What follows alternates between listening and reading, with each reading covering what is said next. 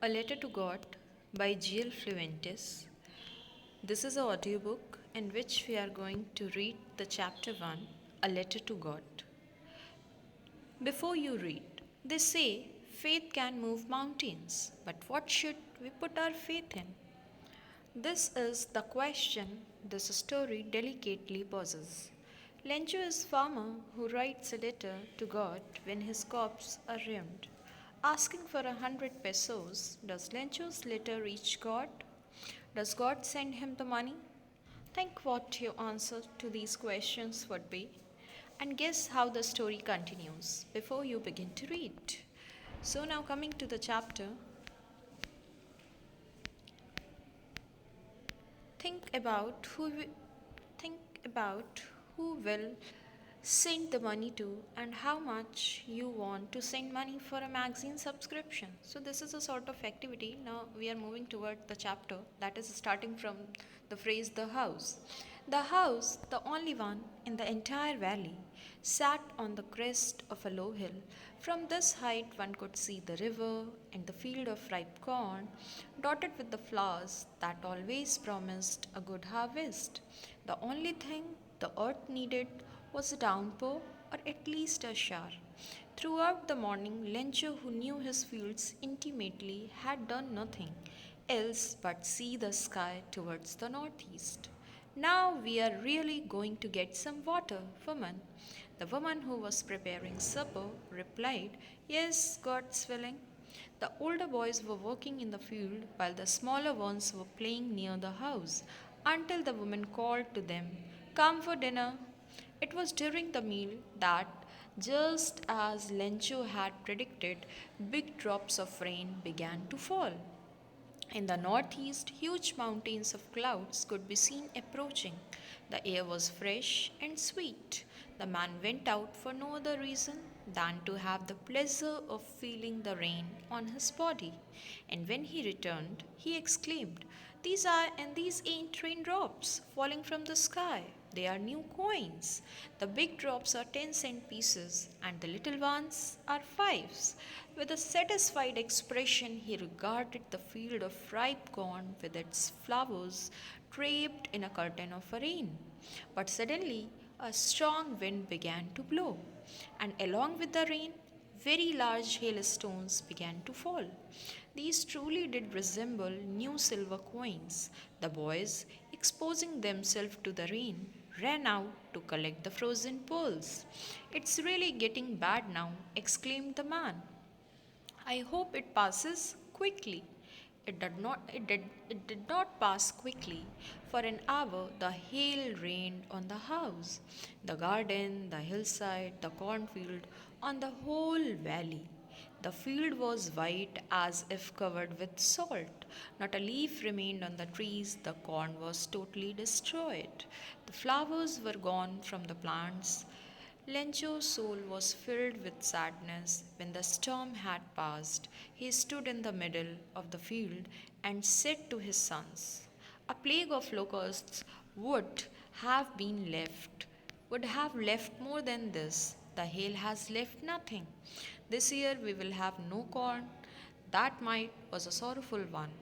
All our work for nothing. There's no one who can help us. We all go hungry this year. But in the hearts of all who lived in that solitary house in the middle of the valley, there was a single hope, help from God. Don't be so upset, even though this seems like a total loss. Remember, no one dies of hunger. That's what they say. No one dies of hunger. All through the night, Lencho thought only of his one hope, the help of God, whose eyes, as he had been instructed, see everything, even what is deep in one's conscience. Lencho was an ox of a man, working like an animal in the fields, but still he knew how to write. The following Sunday, at daybreak, he began to write a letter, which he himself would carry to town and place in the mail. It was nothing less than a letter to God. God, he wrote, If you don't help me, my family and I will go hungry this year. I need 100 pesos in order to sow my field again and to live until the crop comes because the hailstorm. He wrote to God on the envelope, put the letter inside, and still troubled, went to town. At the post office, he placed a stamp on the letter and dropped it into the mailbox.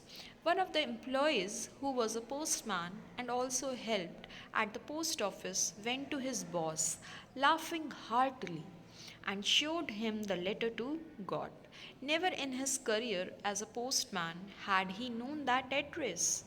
The postmaster, a fat, amiable fellow, also broke out laughing, but almost immediately he turned serious and, tapping the letter on his desk, commented, "What faith! I wish I had the faith of the man who wrote this letter, starting up a correspondence with God."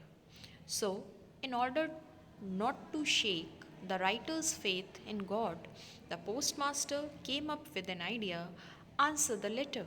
But when he opened it, it was evident that to answer it, he needed something more than goodwill, ink, and paper.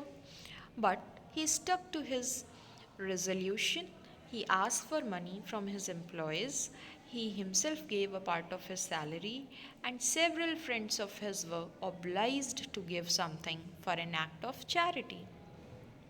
It was impossible for him to gather together 100 pesos, so he was able to send the farmer only a little more than half. He put the money in envelope addressed to Lenchu, and with it a letter containing only a single word as a signature of God. The following Sunday, Lenchu came a bit earlier than usual to ask if there was a letter for him. It was the postman himself who handed the letter to him, while the postmaster, experiencing the contentment of a man who has performed a good deed, looked on from his office. Lencho showed not the slightest surprise on seeing the money, such was his confidence, but he became angry when he counted the money. God could not have made a mistake, nor could he have denied Lencho what he had requested. Immediately, Lencho went up to the window to ask for paper and ink. On the public writing table, he started to write, with much wrinkling on his brow, caused by the effort he had to make express his ideas. When he finished, he went to the window to buy a stamp, which he licked and then affixed to the envelope with a blow of his fist. The moment the letter fell into the mailbox, the postmaster went to open it. It said, "God, of the money that I asked for, only 70 pesos reached me. Send me the rest since I need it very much, but don't send it to me through the mail because the post office employees are a bunch of crooks." So, in this way, we have completed this chapter, and this was the audiobook for this chapter. Thanks for watching.